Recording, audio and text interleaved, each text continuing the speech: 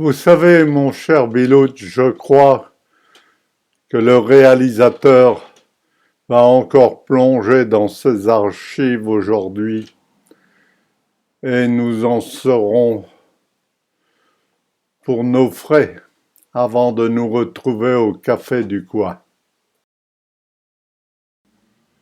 Bonjour, nous sommes le dimanche 23 février et le brouillard stagne sur la vallée de la Garonne. Nous allons probablement avoir du soleil cet après-midi. Comme vous le savez, je suis toujours à la recherche de la fameuse petite boîte de concentré de tomates des usines Casse qui étaient implantées boulevard Méniel. Je recherche dans mes archives car je crois que j'ai une publicité, mais il me faut une patience monstre. Si vous pouviez m'aider en me faisant un petit signe, j'en serais heureux. En fouillant dans mes archives, j'ai retrouvé la petite vidéo suivante. Ce café du commerce a souvent été un lieu de fascination quand j'étais petit, car les soldats allemands y logeaient au premier étage. Tout le rez-de-chaussée était pris par la salle du café. Dans mes souvenirs, je vois toujours ce petit détachement de soldats partir en sport le matin ou se rassembler derrière le comptoir. Comme je l'ai déjà dit, j'étais un peu en admiration devant ces hommes armés.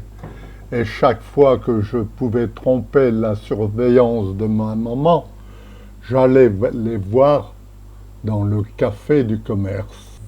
Un des souvenirs qui reste gravé dans ma mémoire, c'est celui du jour où j'ai touché la grenade à manche qu'un soldat portait au ceinturon. Alors que le soldat sortait cette grenade pour me la montrer de près, Nathalie Vambre, qui tenait le café, est entrée dans une colère monstre et a appelé le responsable du détachement, lui faisant remarquer le geste déplacé du soldat vis-à-vis d'un enfant. Le gradé a sermonné le soldat qui s'était mis au garde à vous et Nathalie m'a renvoyé chez moi. Une de mes premières photos en 1940, puis quelques années plus tard, entre 42-44, lorsque les Allemands étaient encore dans mon village. Ils avaient d'ailleurs fait un petit carnage à la guerre, car il y a toujours ce monument. Mais alors que je suis bien loin de mon village natal, je le porte toujours dans le cœur.